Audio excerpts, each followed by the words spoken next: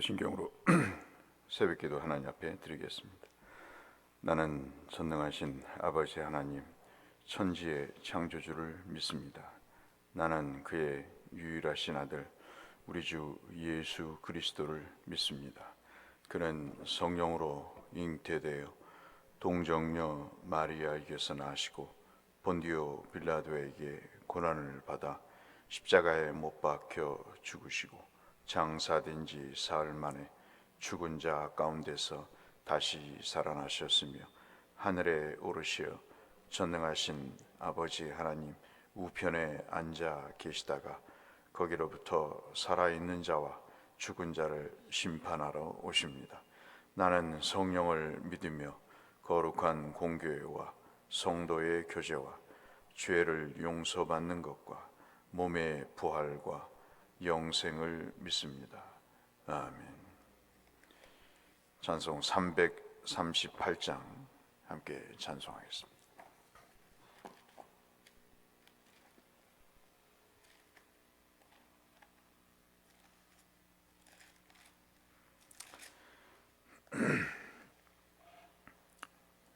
(338장) 내 주를 가까이 하게 함은 십자가 짐 같은 고생이나 내 일생 소원은 늘 찬송하면서 주께 더 나아가기 원합니다. 내 고생하는 것 옛 야곱이 돌베개 베고 잠 갔습니다. 꿈에도 소원이 늘 찬송하면서 주께 더 나아가기 원합니다. 천성에 가는 길 험하여도 생명길 되나니 은혜로다. 천사 날 부르니 늘 찬송하면서 주께 더 나아가기 원합니다. 야곱이 잠 깨어 일어난 후 돌단을 쌓은 곳 본받아서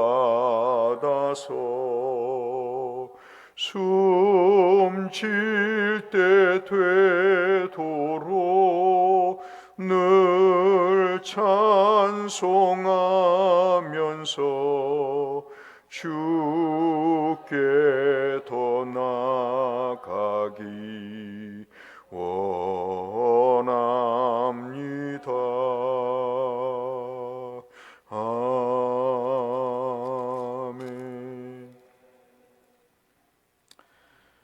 오늘은 욥기 6장 말씀을 이 아침 보겠습니다. 구약성경 766쪽에 있는 욥기 6장 말씀 1절부터 마지막 30절 말씀까지 한 절씩 교독하겠습니다. 욥기 6장 1절에서 30절 말씀을 교독하겠습니다. 욥이 대답하여 이르되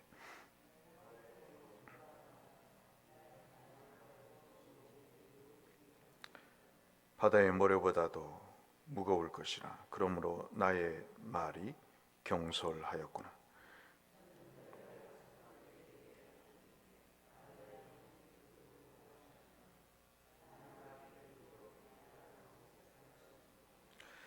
들나귀가 풀이 있으면 어찌 울겠으며 소가 꼴이 있으면 어찌 울겠느냐.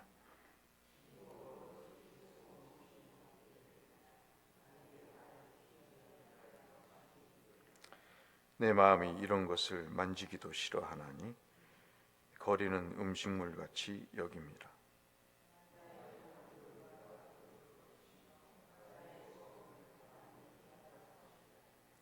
이는 곧 나를 멸하시기를 기뻐하사 하나님이 그의 손을 들어 나를 끊어 버리실 것이라.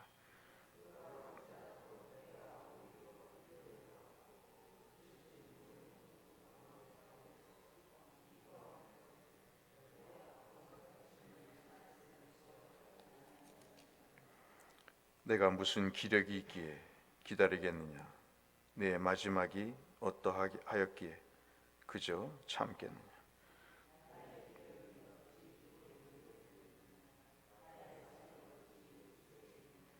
나의 도움이 내 속에 없지 아니하냐. 나의 능력이 내게서 쫓겨나지 아니하였느냐.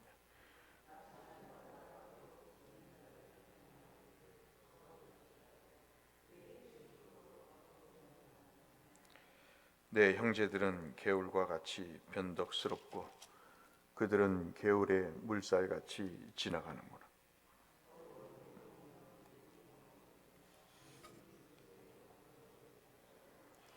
따뜻하면 마르고 더우면 그 자리에서 아주 없어지나니.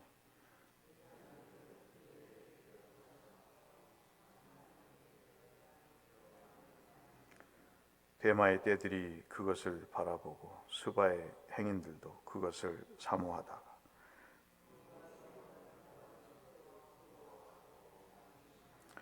이제 너희는 아무것도 아니로구나. 너희가 두려운 일을 본즉 겁내는구나.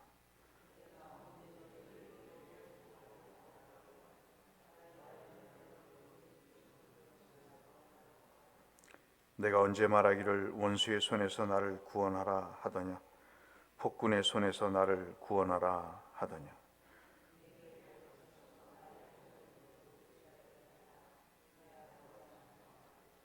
옳은 말이 어찌 그리 고통스러운고 너희의 책망은 무엇을 책망함이냐.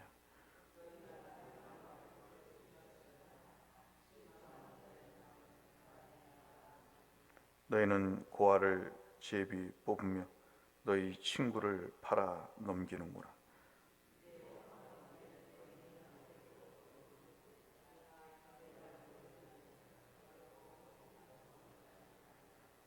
너희는 돌이켜 행악자가 되지 말라. 아직도 나의 의가 건재하니 돌아오라.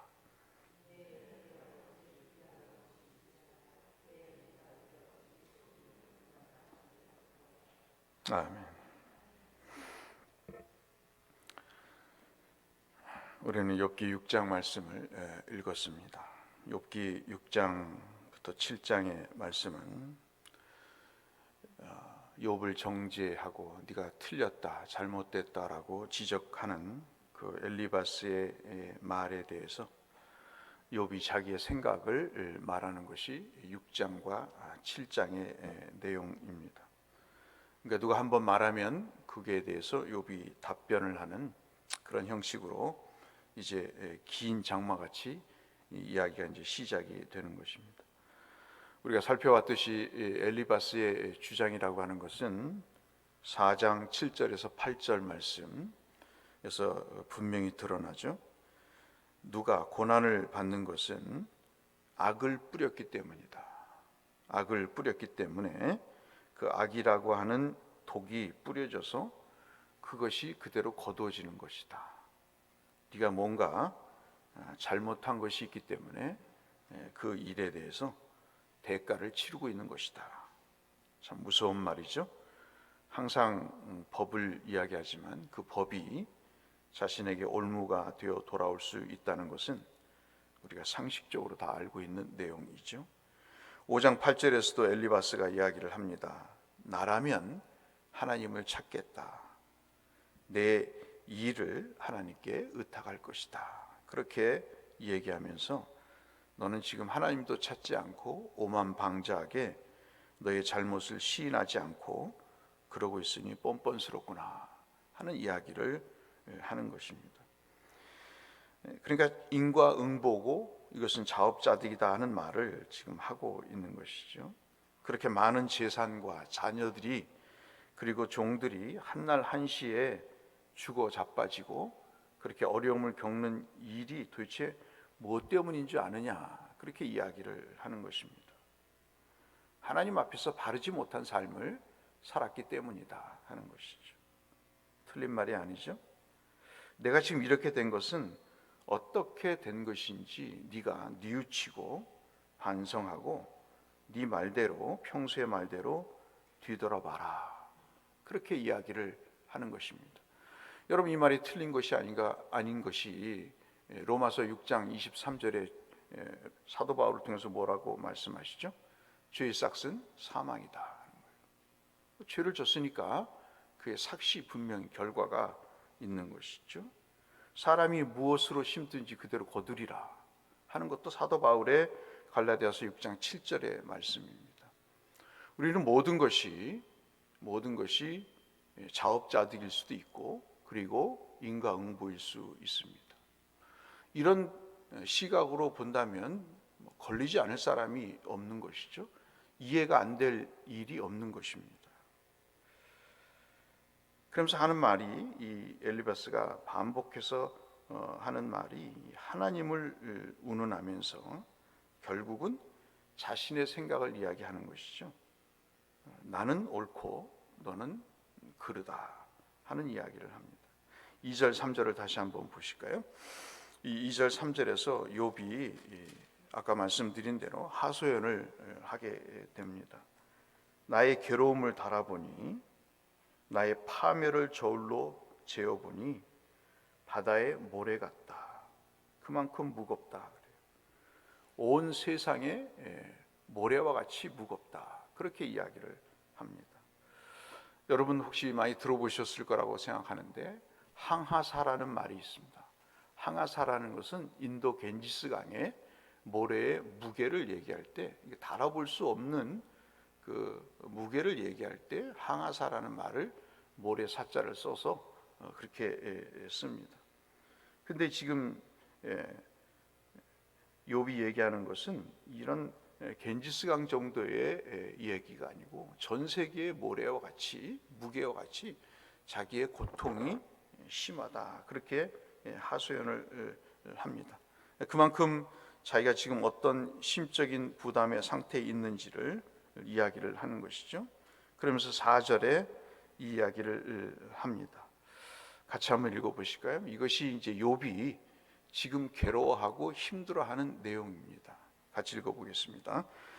전능자의 화살이 내게 박힘에 나의 영이 그 독을 마셨나니 하나님의 두려움이 나를 엄습하여 치는구나. 우리는 때때로 두려움과 어려움 속에 삽니다. 사람들의 입방아나 사람들의 사기나 사람들의 모함이나 사람들의 여러 가지 위협의 두려움을 느끼고 삽니다. 그렇죠? 그것이 돈이 됐든, 그것이 관계가 되었든, 그것이 어떤 부족이 되었든, 어떤 협박이 되었든 그렇게 삽니다. 두려움일 수밖에 없습니다. 근데 우리가 믿음의 사람이잖아요. 믿음의 사람은 이런 세상의 요인도 두려움의 요인이 될 수 있지만 두려움의 요인은 뭐냐면 하나님인 거예요. 여러분, 우리가 6장을 보면서 기억하셔야 될 게 엘리바스나 그 소발이나 빌닷은 다 초점을 욥의 잘못에 맞춥니다. 그런데 욥은 하나님께 맞추고 있는 거예요. 늘 말씀을 드리지만 하나님이 무슨 독화살을 쏘셨겠어요?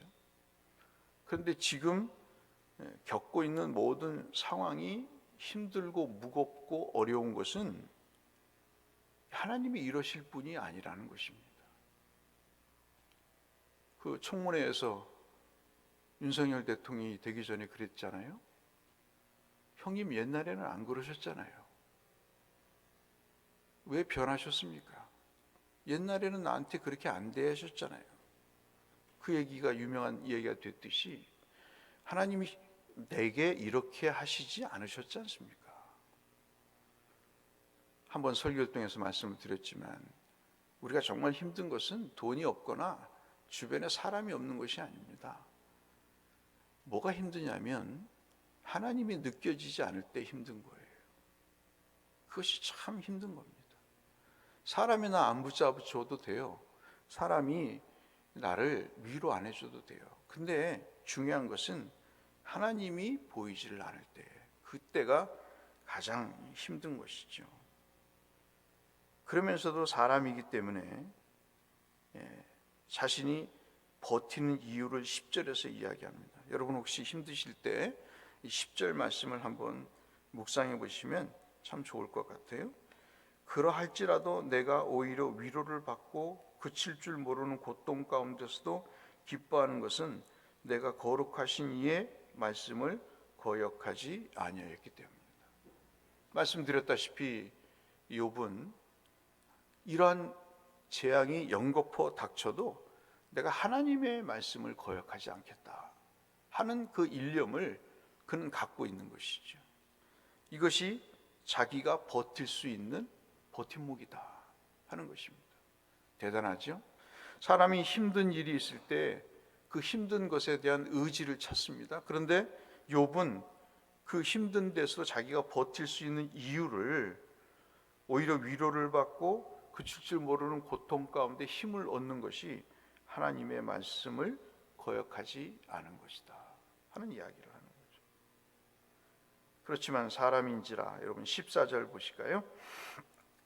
14절 보시면 낙심해 있는 그런 상황입니다. 친구들의 말대로 잘못했다고 치자 하더라도 야, 너희가 어떻게 나한테 그럴 수 있느냐 하는 이야기를 하는 것입니다. 14절 보시면 낙심한 자가 즉 자신을 얘기하죠. 네 말대로 내가 범죄했다고 치자. 그리고 이런 모든 범죄의 결과로 인해서 모든 것이 상실됐다고 치자.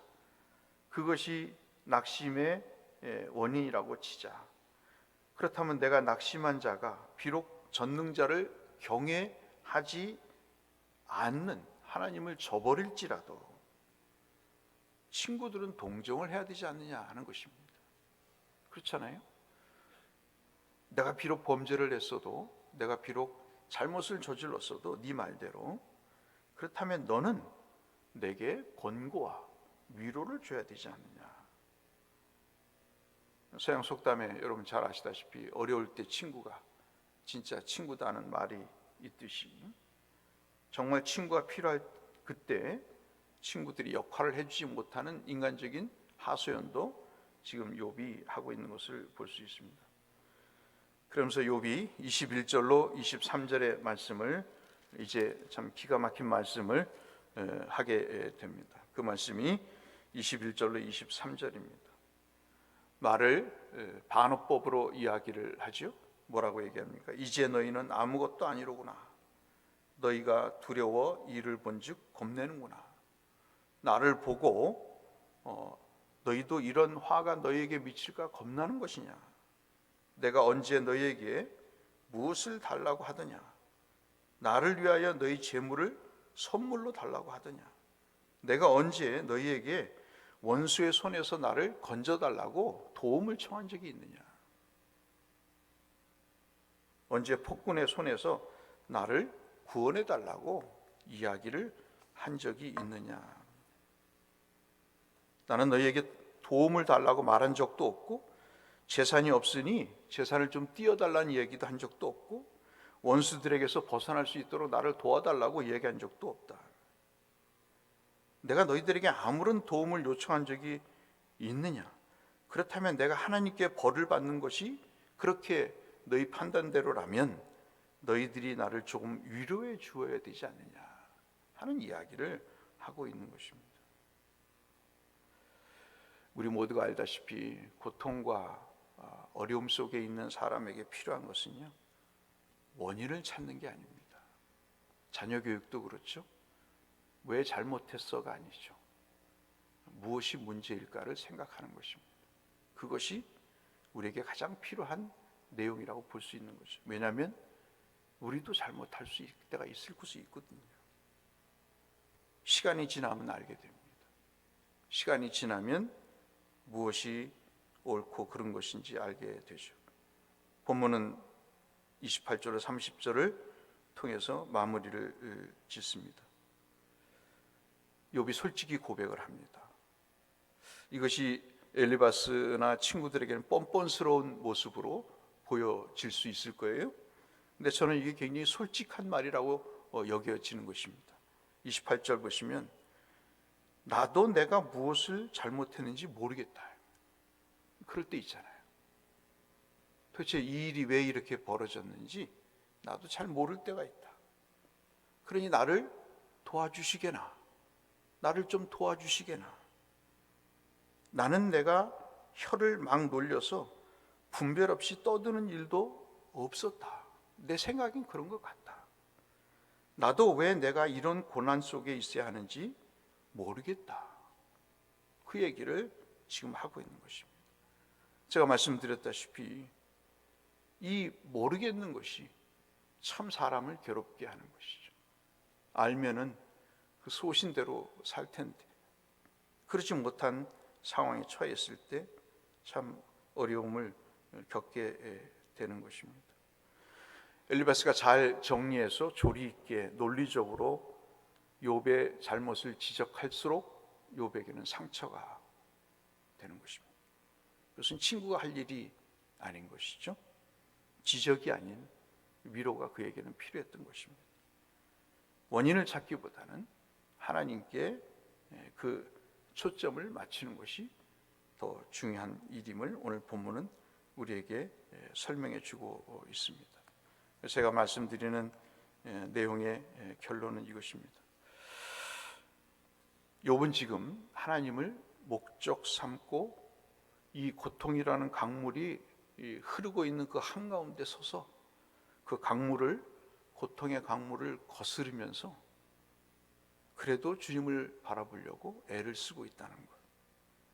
이것이 엘리바스와 다른 친구들과 수준이 다른 그러한 인간적이지 않는 영적인 신앙적인 모습임을 우리에게 보여주고 있습니다. 어렵고 힘들 때 우리가 주님을 목적 삼고 산다면 비록 고통의 강물이 흘러도 그것을 거스리는 것이 쉽지 않아도 우리의 인생의 방향은 잃어버리지 않을 것 아닌가 하는 그런 묵상을 해보게 됩니다. 어떤 상황에서도 주님을 목적 삼고 사시는 성도로서 사시는 저와 여러분이 되시기를 주의 이름으로 축원합니다. 거룩하신 아버지 하나님, 욥의 첫 번째 답변을 잠시 살펴봤습니다. 인간적인 자괴감도 있었고 더 중요한 것은 하나님에 대한 잘 모르겠는 하나님, 생소한 하나님에 대한 안타까움과 괴로움이 그에게는 더 컸습니다. 하나님, 이러한 모든 것이 고통의 무게로 다가오지만 욥은 우리에게 직접적으로 말은 하지 않지만 주님을 목적 삼고 사십시오라고 말하는 것 같습니다. 우리의 목적이 주님이 되게 하여 주시고 그 주님을 향해 살아가는, 그래서 주님을 알게 되고 배움는, 체험하는 복을 누리게 하여 주옵소서. 예수님 이름으로 기도 올리옵나이다. 아멘. 하늘에 계신 우리 아버지, 아버지의 이름을 거룩히, 아버지의 나라가 오게 하시고 아버지의 뜻이 하늘에서와 같이 땅에서도 이루어지게 하소서. 오늘 우리에게 일용할 양식을 주시고 우리가 우리에게 잘못한 사람을 용서하여 준 것 같이 우리 죄를 용서하여 주시고 우리를 시험에 빠지지 않게 하시고 악에서 구하소서. 나라와 권능과 영광이 영원히 아버지의 것입니다. 아멘. 주일 예배를 위해서 편찮으신 분들을 위해서 또 우리 기도 제목을 가지고 하나님 옆에 기도하며 나가겠습니다. 기도하겠습니다. 아버지 하나님 감사합니다. 오늘도 주의 말씀을 가까이 하게 하시고 주님 성호를 부르짖게 하시니 하나님 감사합니다. 오늘도 욥기 6장을 통해서 우리에게 주신 말씀, 주님을 향해 삶의 목적을 잡고 그 방향을 잃지 않고 살아가려는 욥의 몸부림을 보며 우리도 그런 삶을 살 수 있도록 아버지 격려하시고 교훈하시는 주의 말씀을 들었사오니 주님 그 뜻 준행할 수 있도록 은혜를 베풀어 주시옵소서.